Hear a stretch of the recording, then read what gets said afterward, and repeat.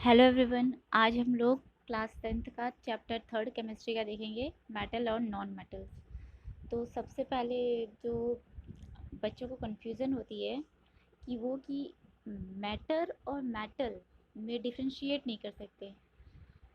देखो, एक वर्ड है हमारा मेटल, ये प्रॉपर्टी बेस्ड है, ठीक है। जैसे आयरन, कॉपर, सल्फर, ये सब क्या है, ये मेटल्स होते हैं।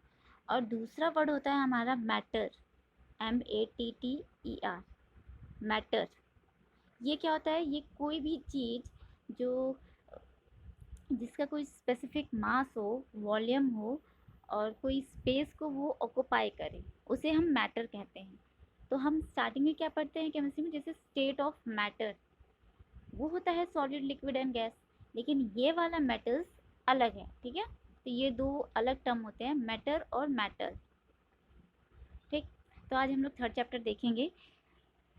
इसमें हम थोड़ा सा डिफरेंट अप्रोच अपनाएंगे। पहले हम समरी देखेंगे, एनसीईआरटी की समरी देखेंगे, उसके बाद चैप्टर के अंदर जाएंगे, ठीक है। तो एनसीईआरटी की समरी में दिया है कि element can be classified as metal and non metal. को मतलब एलिमेंट्स को हम दो क्लास में कैटेगराइज करते हैं, क्लासीफाई करते हैं। किसमें? एक मेटल्स होता है, एक नॉन मेटल्स। ये प्रॉपर्टी बेस्ड है, ठीक है। तो मेटल्स जो होते हैं, metals are lustrous, malleable, ductile and are good conductor of heat and electricity. They are solid at room temperature except mercury, which is liquid. Matter can form positive ions by losing electron to non-metals.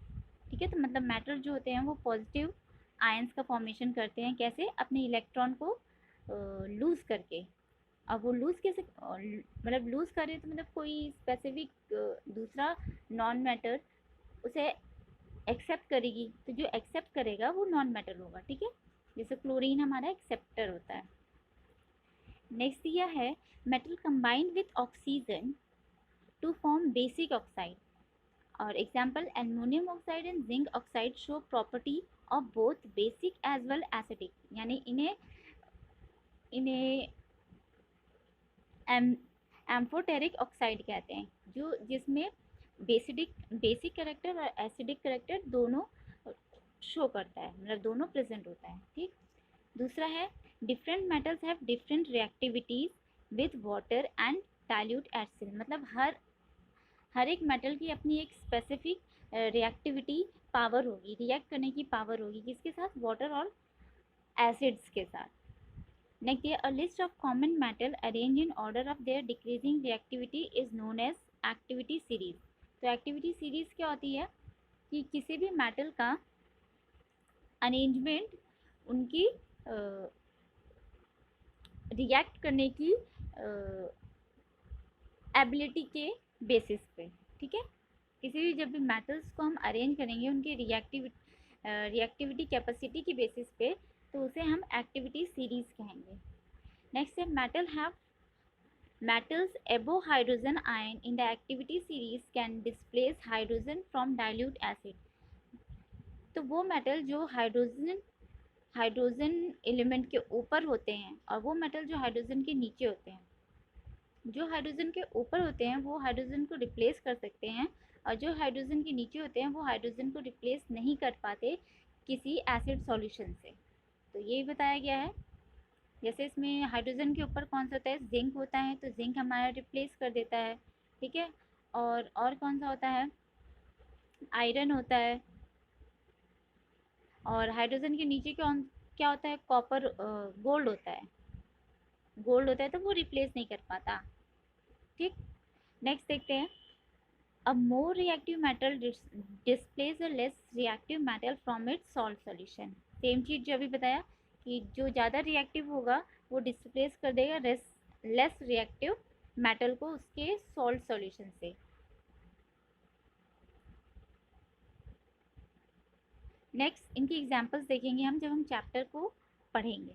Metals occur in nature as free electron और in the form of their compound. तो matter जो nature में है वो किस form में होता है? या तो फ्री रहेगा या तो फिर अपने किसी अदर अदर एलिमेंट के साथ कंपाउंड बना के रहेगा, ठीक है।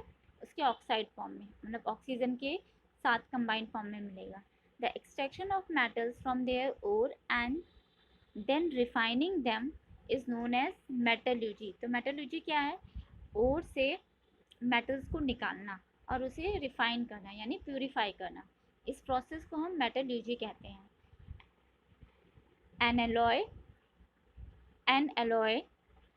is a homogeneous mixture of two or more metals or a metal and non metal। तो एलॉय क्या होता है? एलॉय एक होमोजीनियस मिक्सचर है। होमोजीनियस मिक्सचर मतलब जिसे हम सेपरेट नहीं कर सकते, ठीक है, फिजिकल मेथड से सेपरेट नहीं कर सकते, ऐसे मिक्सचर्स को हम होमोजीनियस मिक्सचर कहते हैं। तो एलॉय जो है एक होमोजीनियस मिक्सचर है, किसका? दो मेटल्स का, या फिर एक मेटल और एक नॉन मेटल का, जैसे स्टील, ठीक है। Next है, the surface of some metals such as iron is corrode when they are exposed to moist air for long period of time. This phenomena is called corrosion। तो corrosion क्या होता है? किसी भी metals का कोई भी metal जब एयर के कांटेक्ट में आता है, एयर मतलब ऑक्सीजन और मॉइस्चर H2O, इनके कांटेक्ट में आता है तो वो खराब होने लग जाता है, और इस खराब होने के प्रोसेस को ही हम कोरोजन कहते हैं। और इसका सबसे बेस्ट एग्जांपल क्या है, जो हमने लास्ट लेसन में देखा था, वो है आयरन। आयरन का कोरोजन, आयरन में रस्टिंग हो जाती है ना, जंग लगना, उसी को कहते हैं। उसके बाद बताया the surface of some metals such as iron is corrode when they are exposed to moist air for a long period of time. This phenomena is called corrosion. ये हम पढ़ चुके हैं। Non metal have property opposite of that metals. They are neither malleable nor ductile. They are bad conductor of heat and electricity except graphite which conduct electricity। बताया है कि जो non metals होते हैं उनकी जितनी भी प्रॉपर्टीज़ होती हैं वो मेटल की प्रॉपर्टी की अपोजिट होती है। मतलब अगर मेटल इलेक्ट्रिसिटी कंडक्ट करता है तो जो नॉन मेटल होते हैं वो इलेक्ट्रिसिटी कंडक्ट नहीं कर पाते। मेटल्स लस्टर होता है पर नॉन मेटल्स लस्टर नहीं होते, मतलब उनमें कोई चमक नहीं होती। लेकिन फिर भी इसमें कुछ एक्सेप्शन होते हैं, जैसे ग्रेफाइट। ग्रेफाइट हमारा एक नॉन मेटल है, ऐसा नॉन मेटल है जो इलेक्ट्रिसिटी को कंडक्ट करवा लेता है, ठीक है, कंडक्ट कर लेता है। तो और ग्रेफाइट कहाँ पाया जाता है? हमारे पेंसिल्स में पाया जाता है, पेंसिल के पीछे। उसके बाद जो फर्दर पॉइंट डिस्कस किया है वो है non metal form negatively charge ion bye gaining electron when reacting with metals. मतलब नॉन मेटल्स अगर मेटल्स के साथ रिएक्ट करते हैं तो वो इलेक्ट्रॉन को एक्सेप्ट कर लेते हैं, ठीक है।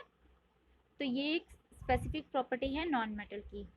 इलेक्ट्रॉन डोनेट कौन करता है? मेटल। और इलेक्ट्रॉन एक्सेप्ट कौन करता है? Non metal. क्लियर? और ये डोनेशन और एक्सेप्टेंस, मतलब इलेक्ट्रॉन का निकलना और इलेक्ट्रॉन को एक्सेप्ट करना, ये किस लिए होता है? ताकि मेटल स्टेबल हो सके। उसके बाद बताया है non metal form oxide which are either acidic और न्यूट्रल। तो जो नॉन मेटल ऑक्साइड बनाते हैं उनका नेचर कैसा होता है? या तो वो एसिडिक होंगे या तो न्यूट्रल होंगे। जैसे कार्बन, कार्बन हमारा नॉन मेटल होता है, तो इसके जितने भी ऑक्साइड होते हैं वो एसिडिक होते हैं, ठीक। नेक्स्ट चीज़ जो बताई है, non metal do not displace hydrogen from dilute acid, they react with hydrogen to form hydride. तो वो हाइड्रोजन को रिप्लेस नहीं कर पाते, किससे? डाइल्यूट एसिड से, और वो क्या बना लेते हैं? हाइड्राइड बना लेते हैं। तो ये कुछ इम्पोर्टेंट समरी थी मेटल एंड नॉन मेटल्स की। हम इसके पूरे चैप्टर को भी पढ़ेंगे लेकिन नेक्स्ट वीडियो में।